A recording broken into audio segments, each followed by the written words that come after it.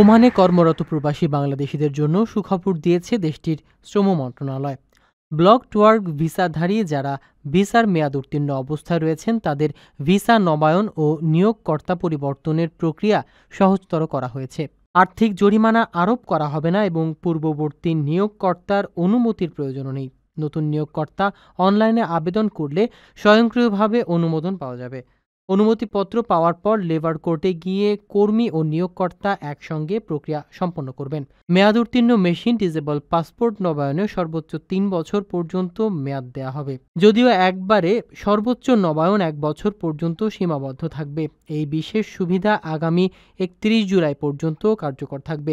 বাংলাদেশ দূতাবাস ৩ জুলাই এ তথ্য জানিয়েছেন। পাসপোর্ট সেবায় প্রার্থীদের জন্য মাস্কাট দূতাবাসের ফেসবুক পেজ নিয়মিত নজর রাখার পরামর্শ দেওয়া হয়েছে, যাতে সেবার দ্রুততার সঙ্গে পাওয়া যায়। বিশেষ করে জুলাইয়ের শেষ সপ্তাহে সেবা প্রার্থীদের জন্য সময়সূচি দ্রুত করার ব্যবস্থা করা হয়েছে।